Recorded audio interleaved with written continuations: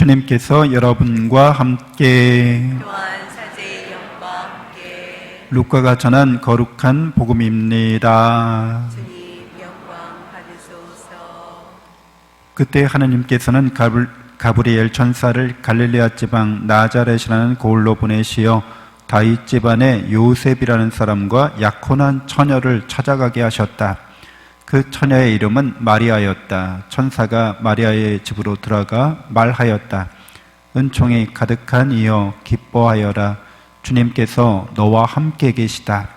이 말에 마리아는 몹시 놀랐다. 그리고 이 인사말이 무슨 뜻인가 하고 곰곰이 생각하였다. 천사가 다시 마리아에게 말하였다. 두려워하지 마라, 마리아야. 너는 하느님의 총애를 받았다. 보라, 이제 내가 잉태하여 아들을 낳을 터이니 그 이름을 예수라 하여라. 그분께서는 큰 인물이 되시고 지극히 높으신 분의 아드님이라고 불리실 것이다. 주 하나님께서 그분의 조상 다윗의 왕자를 그분께 주시어 그분께서 야곱 집안을 영원히 다스리시리니 그분의 나라는 끝이 없을 것이다. 마리아가 천사에게 저는 남자를 알지 못하는데 어떻게 그런 일이 있을 수 있겠습니까? 하고 말하자 천사가 마리아에게 대답하였다. 성령께서 너에게 내려오시고 지극히 높으신 분의 힘이 너를 덮을 것이다. 그러므로 태어날 아기는 거룩하신 분, 하느님의 아드님이라고 불릴 것이다. 네 친척 엘리사벳을 보아라. 그 늙은 나이에도 아들을 잉태하였다. 아이를 못 낳는 여자라고 불리던 그가 임신한 지 6달이 되었다. 하느님께는 불가능한 일이 없다. 마리아가 말하였다. 보십시오. 저는 주님의 종입니다. 말씀하신 대로 저에게 이루어지기를 바랍니다. 그러자 천사는 마리아에게서 떠나갔다. 주님의 말씀입니다. 그리스도님 찬미합니다. 찬미 예수님, 찬미 예수님. 하느님의 복동이 고맙습니다. 고맙습니다.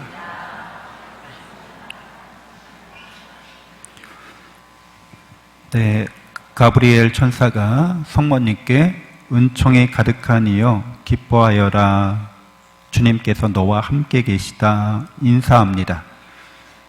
주님께서 너와 함께 계시다. 이 인사말은 이스라엘 사람들의 일상적인 인사 그런 말이었습니다. 우리가 미사 때도 주님께서 여러분과 함께 또한 사제의 영과 함께 이렇게 주고받죠. 그런 식의 인사말인 거죠. 그런데 이제 마리아에 대해서는 너와 함께 계시다, 당신과 함께 있습니다. 그런 인사말에 덧붙이는 말들이 있어요. 은총이 가득하다 말하여 줍니다. 그래서 이 은총은 오늘 제1독서에서 다윗이 하느님께 성전을 지어 바치고 싶다고 말할 때 하느님의 말씀이 나단을 통해서, 예언자를 통해서 네가 나에게 바치는 것이 아니라 내가 너에게 오히려 더 많이 은총과 축복을 베풀었고 앞으로도 그렇게 베풀 것이다, 이렇게 말씀해 주십니다. 그래서 여러분들은 다 은혜 받고 은총 받은 사람들이죠. 여러분이 하느님께 뭔가를 봉헌하는 것조차도 그 봉헌도 사실 누가 주신 거예요? 하느님께서 주신 거죠. 그래서 마리아는 다윗이 이 나단 예언자의 말에 순종합니다. 겸손하게 맞습니다. 하느님, 하느님께서 모든 것을 저에게 베풀어 주셨습니다. 다 하느님의 것입니다. 제가 무엇이간데 하느님께 감히 뭘 드릴 수 있는 그런 처지나 되겠습니까? 이렇게 겸손하게 자기를 낮추죠. 성모님도 마찬가지로 하느님 앞에서 겸손하게 이 몸은 주님의 종입니다 라고 말씀드립니다. 그래서 우리는 은총 안에 사는 사람으로서 항상 하느님 앞에 겸손한 사람들이 바로 올바른 신앙인이다, 이렇게 누구나 알 수 있는 거죠. 그리고 하느님 앞에 그 그분의 은총 앞에 겸손하다 이렇게 말하는 사람은 항상 하나님께 감사와 기쁨의 찬미를 드린다는 거죠. 그래서 여러분, 우리는 하나님의 생명을 나누어 받은 사람들이죠.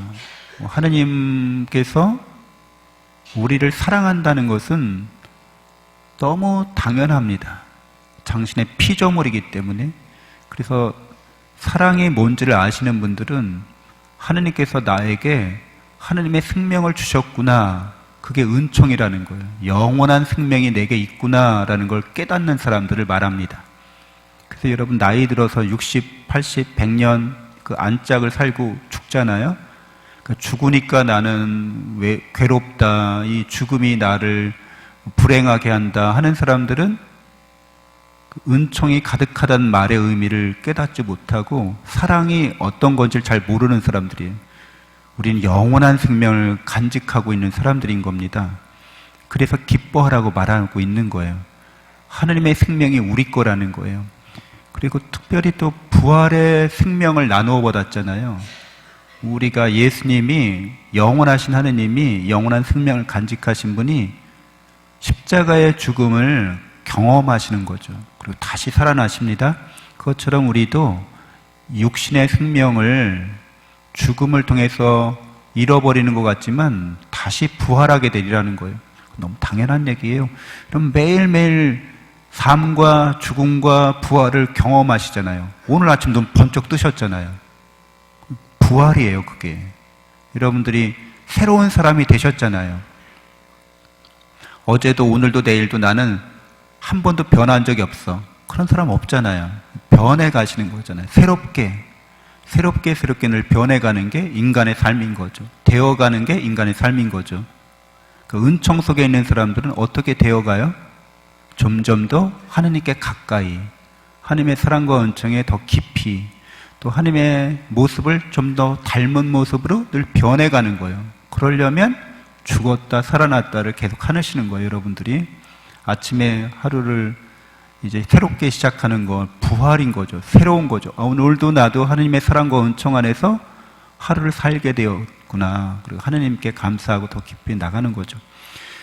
그래서 우리는 그 겸손한 사람들이 하나님의 은혜와 사랑 속에 있음을 인정하는 거죠. 그리고 감사하는 게 바로 신앙인다운 삶의 모습입니다. 그러니까 존재 자체가 감사하다는 거죠. 그냥 있다는 것 자체가 감사하다는 거예요. 우리가 어떻게 있길래? 하나님의 사랑으로 있다는 거예요, 여러분들은. 우리 모두는 하나님의 사랑으로 있는 거죠. 여러분, 하나님의 사랑으로 있지 않으면 아무것도 있을 수 없어요. 그렇죠. 그래서 하나님의 이름이 뭐라고 알고 있어요? 야훼 하나님. 이게 무슨 뜻이라고 말씀드렸죠? 나는 있다, 그로다, 이렇게 그런 뜻이죠. 그러니까 실제 이름은 아닌 거예요. 옛날 사람들이 이게 이름인 줄 알았어. 하나님의 이름인 줄 알았어. 근데 이름이 아니라 이거는 하나님과 우리 사이에 사랑의 관계를 드러내는 거예요. 가족이라고 말씀해 주시는 거예요. 너는 내 새끼, 내 자녀, 나의 가족이라고 말씀해 주시는 거예요. 그래서 이름을 말씀하시는 거 아니라 그냥 나다라고 말씀해 주신 거예요. 집에 돌아가시면 띵동, 누구세요? 나 조한영이라는 사람인데요. 이렇게 얘기 안 하죠. 그냥 나예요, 나다 이렇게 얘기하지. 이름을 대면 뭐예요? 왜 그러지? 아버지가 자기 이름을 대면서 집에 들어와요? 나 아버지 누구누구다 이렇게 안 하잖아요. 그래서 모세가 누구세요? 물어봤더니 나요 이렇게 얘기를 쓰는 거죠.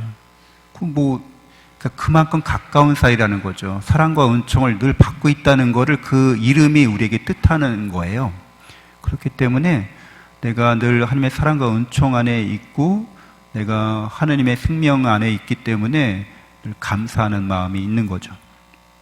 존재 자체로, 우리의 존재 자체가 영원한 하나님의 존재를 드러내고 있는 거예요. 기뻐하라는 거예요. 영원한 생명과 행복이 내게 있다는 거예요. 내게 주어졌다는 거예요. 사랑이 뭔지 이렇게 묵상해 보면 답은 그냥 자명하게 나옵니다. 여러분이 자녀를 사랑하면서 자녀에게 좋은 걸 주려고 하지 악한 걸 주려고 하지 않으시잖아요. 하물며 하나님께서 여러분에게 얼마나 더 큰 은총을 베푸시겠느냐고요? 하나님은 하나님을 우리에게 주시는 거죠. 여러분 다 하나님을 받은 사람들인 거예요. 그게 자기 자신인 거죠. 그게 겸손한 사람이에요. 그걸 인정하고 수용하는 거예요. 저는 자격도 없고 능력도 안 되는데 제가 하느님의 영원한 생명을 받았습니다. 감사합니다. 기뻐하라 이렇게 얘기하는 거예요. 그게 영적인 기쁨입니다. 참된 기쁨인 거죠. 그게 진실한 기쁨이에요. 세상 걸로 기뻐할 수도 있죠. 근데 세상 거는 그거는 영원한 게 아니에요. 그 기쁨. 그래서 이제 교만한 사람들은 반대로 합니다. 감사하지 않아요. 하나님께서 우리를 사랑하셔서 이 세계를 창조하셨고 우리에게 생명을 주셨다는 걸 인정하지 않습니다. 그걸 감사하게 여기지도 않습니다. 교만한 사람들은 자기가 주님이라고 그래요. 내가 주인이다 이렇게 얘기해요. 겸손한 사람들은 하느님께서 주님이십니다. 저는 종입니다. 이렇게 말하지만 교만한 사람은 바꾸어요. 그거를. 내가 주인이고 하느님은 나의 종이라는 거예요. 그래서 내 뜻대로 하느님이 나를 위해서 움직여줘야 한다는 거예요. 주정관계를 거꾸로 하는 거죠. 내 자존심, 나의 능력, 나의 재능, 나의 감정이 절대적이라는 거예요. 그게 하느님이라는 거예요. 그래서 내 기분이나 내 감정을 상하게 하는 사람들 보면 분노가 막 어마어마하게 막 솟구칩니다. 내 뜻대로 안 되면 그냥 화가 나고 짜증이 나가지고 세상 살기 싫어지는 거예요. 되게 교만하는 거죠. 여러분, 그 악의 평범성이라는 게 있어요. 원죄에 물든 사람들은 겸손하지 않고 교만하기 때문에 그 교만한 마음을 품고 있다가 때가 되고 상황이 되면 그 교만이 드러난다는 거예요. 그래서 모든 일이 내 뜻대로 안 되고 내가 생각하는 대로 안 풀리고 이러면은 짜증내고 불평, 불만과 미움과 시기와 질투에 휩싸입니다. 내가 주인이라고 생각하기 때문에 그런 거죠. 근데 우리가 주인이 아니에요. 하나님이 주님이세요. 그리고 그분은 우리에게 영원한 생명과 행복을 이미 주셨어요. 감사하는 건데 그 내가 하나님으로부터 그런 걸 받았다는 거를 인정하지 않아요. 하나님을 주님으로 고백하지 않아요. 내가 주인이고, 그러니까 내 마음, 내 육신, 그러니까 몸과 마음만 보는 거죠. 영적인 거를 보지 않는 거예요. 하나님이 영이신데 몸과 마음만 보니까 자기 자존심을 상하게 하는 일을 결코 인정하거나 수용할 수 없습니다. 조금이라도 자기 자존심에 상처가 되면 미움과 분노가 안에서 생기는 거죠. 그래서 우리가 그 겸손하게 하나님의 말씀에 따라서 살아가는 사람들은 늘 주님의 말씀에 순종하죠. 그래서 마리아가 이 몸은 주님의 종이니까 말씀하신 대로 저에게 이루어지기를 바랍니다 라고 이렇게 말씀드립니다. 천사에게. 우리도 겸손한 사람으로서 하나님의 은혜와 은총을 충만히 받은 사람으로서 하나님께서 주님이시고 나는 종이고 주님의 뜻이 이루어져야 하는데 그 주님의 뜻이 예수님을 통해서 이루어졌어요. 예수님을 통해서. 왜? 예수님은 하나님이시면서 사람이신데 그분을 통해서 이루어졌다는 거예요. 그래서 우리는 내가 마리아처럼 구원의 은총의 협력자가 되는 길은 그냥 예수님의 복음을 널리 전하는 거구나. 그 말씀에 순종한다는 것은 예수님이 우리를 위해서 사람이 되어 오셨고 우리를 위해서 죽으심으로써 우리 죄값을 치러주셨고 그분께서 죽음으로부터 부활해서 하나님의 영원한 생명이, 부활의 생명이 우리에게 이렇게 널리 베풀어졌다는 것을 내가 깨닫고 믿기 때문에 그거를 사람들에게 자랑한다는 거죠. 그래서 교만한 사람은 아까 얘기했듯이 감사하지 않기 때문에 하나님이 주님이라는 걸 인정하지 않고 자기가 주인으로 나서기 때문에 자기의 영광을 드러내려고 합니다. 역사상에 위대한 영웅들 있잖아요. 하나님의 영광을 드러내려고 하지 않고 자기를 영광스럽게 하려고 한다는 거예요. 자기를 영광스럽게 하고 그리고 많은 그런 걸 자랑합니다. 내가 뭘 했고. 정치인들 보면 자기 자랑이 아주 오지잖아요. 자기 자랑을 아주 디테일하게 아주 상세하게 세련되게 합니다. 그리고 그건 뭐예요? 내가 이만큼 너희를 위해서 했으니까 나에게 영광 바쳐라 이런 뜻 아니겠어요? 근데 신앙인들은 하느님께 영광을 돌려드리고 하느님께만 찬미를 드리고 하느님의 하신 일을 자랑으로 여긴다는 거예요. 내가 능력도 없고 자격도 안 되는데 난 하나님의 사랑과 은총을 충만히 받았고 영원한 생명과 행복이 내게 있고 나를 죄악에서 죽음에서 구원하신 분이라는 거, 예수님이. 그거를 전하고 그 하나님의 사랑과 은총을 우리가 열매를 맺도록 그냥 우리는 노력할 따름이죠. 그래서 여러분들 자기 자랑하는 사람들 있잖아요. 세상적인 자랑하는 사람들, 세상의 영광을 구하는 사람들, 왜 그렇게 하겠어요? 실제로는 그렇지 못하기 때문에 그렇게 하는 거예요. 자기에게는 영광스러울 게 아무것도 없어. 자기엔 자랑할 게 아무것도 없어. 그래서 세상 걸로다가 포장하려고 하는 거예요. 얼굴에 자신이 없으면 어떻게 해요? 많이 이렇게 꾸미잖아요. 꾸미면 원래 이렇게 원판이 예쁜 사람은 많이 안 꾸며도 그냥 자연스럽게 예쁜데 이렇게 예쁘지 않으면 많이 꾸며야 되잖아요. 인정할 건 인정해야지. 육체적으로 그렇다는 거, 외적으로. 근데 영적으로도 마찬가지라는 거예요. 영적으로도 이렇게 심리적으로도 사랑과 은총이, 하나님의 사랑과 은총이 충만한 사람은 굳이 자랑하려고 하지 않는다는 거예요. 자기 영광을 드러내려고 하지 않는다는 거예요. 그건 부당한 일이라는 거예요. 하나님께만 영광을 돌려드려야 되는 거니까. 그래서 그 교만한 사람들이 자기 영광과 자기 자랑을 드러내놓고 많은 사람들에게 하는 거는 그들이 공허하기 때문에 그래요. 만족이 안 되는 거예요. 아무리 세상 걸로 채우려고 해도 만족이 안 되니까 계속 그런 거를 더 강조하는 거예요. 계속 자랑질하고 계속 영광 받으려고 하고. 근데 그렇게 하면 할수록 더 공허해집니다. 왜? 그건 자기에게 돌릴 몫이 아니거든요.